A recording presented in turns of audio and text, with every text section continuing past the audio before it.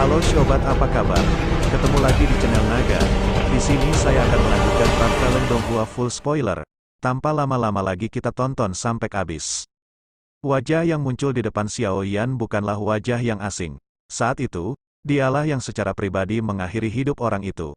Orang ini adalah murid pertama Yao Lao, senior Xiao Yan, dan kaisar ramuan di wilayah sudut hitam, saat itu, Han Feng.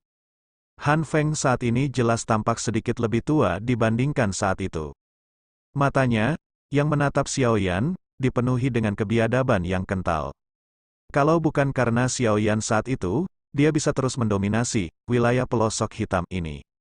Pada akhirnya, semuanya hancur total karena Xiao Yan. Dia tidak hanya kehilangan posisi yang sangat dia dambakan, namun dia juga mengalami nasib menyedihkan karena rohnya terpisah dari tubuh fisiknya. Jika dia tidak mengendalikan api surgawi, seperti api hati laut, atau dengan bijak menemukan kesempatan untuk menghadiahkannya kepada Zun Ze di Aula Jiwa, kemungkinan besar dia sudah lama diambil alih oleh Hall of Souls untuk disempurnakan. Bagaimana dia bisa hidup sampai sekarang? Namun, beruntunglah bahwa Zun Ze dari Hall of Souls secara khusus mengutus seseorang untuk menemukan tubuh seorang elit Douzong untuk Han Feng karena dia mengambil inisiatif untuk mengirimkan api surgawi. Setelah itu, dia memukul orang itu sampai rohnya tersebar dan membiarkan Han Feng menelan dan menyerap tubuhnya, sehingga orang tersebut dapat memilikinya. Saat itulah Han Feng mendapatkan kembali kekuatannya saat ini. Namun, ini hanyalah sebuah metode untuk menunda waktu. Tubuh ini paling banyak bisa membuatnya hidup selama lebih dari 1 dekade. Setelah itu, tubuh fisik secara otomatis akan retak, jiwanya hanya bisa hilang seiring dengan pembusukan tubuh fisiknya. Dia tidak lagi memiliki kesempatan untuk melarikan diri hidup-hidup. Tentu saja, apapun yang akan terjadi, hal itu akan terjadi lebih dari 1 dekade kemudian. Mampu hidup begitu lama sudah dianggap sebagai anugerah besar bagi Han Feng, yang akan berubah menjadi makanan.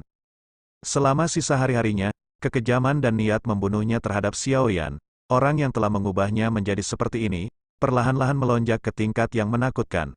Oleh karena itu, dia bergegas ke wilayah pelosok hitam, setelah baru saja muncul. Jika dia tidak mengetahui air liur transformasi tubuh bodhisattva selama perjalanannya, dia mungkin akan langsung menyerang gerbang Xiao, dan membunuh semua orang di dalamnya untuk melampiaskan kebencian di dalam hatinya. Seperti kata pepatah, musuh akan semakin marah saat bertemu. Namun, Han Feng dan Xiao Yan bertabrakan secara langsung. Pada saat ini, niat membunuh di dalam hati pembuatnya akan meledak secara fisik. Matanya yang kejam dan buas menatap tajam ke arah Xiao Yan. Xiao Yan tidak menunjukkan emosi apapun yang menunjukkan dia telah melupakan dirinya sendiri di hadapan tatapan mata kejam dari Han Feng. Setelah kejutan awal di masa lalu hatinya, dia mulai tenang secara bertahap. Tatapannya samar-samar menyapu Han Feng saat dia tertawa dingin. Tidak disangka kamu, seorang pengkhianat, sebenarnya masih hidup. Sungguh tak terduga. Ini semua berkatmu, juniorku yang baik. Tatapan Han Feng sangat kejam saat dia tertawa dengan ganas. Sepertinya aku akan kesulitan mencapai kekuatan ini jika bukan karena kamu. Kali ini, aku akan mengekstrak jiwamu dan membiarkanmu merasakan apa yang disebut takdir yang lebih buruk daripada kematian. Mata Xiao Yan acuh tak acuh. Dia sama sekali tidak terpengaruh oleh ancaman Han Feng. Meskipun dia tidak menyadari alasan mengapa kekuatan Han Feng melonjak sedemikian rupa.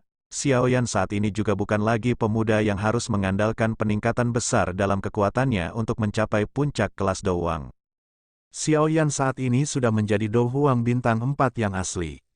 Selama beberapa tahun ini, dia telah bertemu dan bahkan bertukar pukulan dengan sejumlah elit Douzong. Selain itu, bukan berarti tidak ada satupun elit Douzong yang jatuh ke tangannya. Oleh karena itu, Xiao Yan tidak terlalu mengkhawatirkan Han Feng, yang kekuatannya telah melonjak hingga kelas Douzong.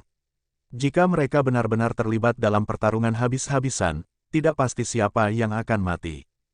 Bagian dalam tubuhmu tidak lagi memiliki aura orang tua itu, benar.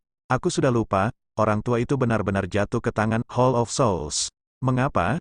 Apakah dia tidak memiliki penilaian yang tinggi terhadap Anda? Apakah dia tidak berpikir bahwa kamu mampu melindunginya? Haha, sekarang setelah aku melihatnya, penglihatan orang tua yang tidak akan mati itu sama buruknya dengan masa lalu. Han Feng tertawa licik saat melihat Xiao Yan tanpa ekspresi. Bang, api hijau giok tiba-tiba melonjak dari tubuh Xiao Yan. Suhunya yang sangat tinggi langsung menyebar ke langit, Hutan di bawahnya mulai mengeluarkan asap putih mengepul karena suhu yang tinggi. Sesaat kemudian, akhirnya berubah menjadi nyala api yang dahsyat yang mulai menyebar. Api hijau giok membungkus Xiao Yan di dalamnya. Pada saat ini, ekspresi Xiao Yan luar biasa ganas, matanya yang hitam pekat dipenuhi dengan api hijau giok. Mereka tampak sangat menakutkan, seperti dua kelompok api hantu berwarna hijau tenang.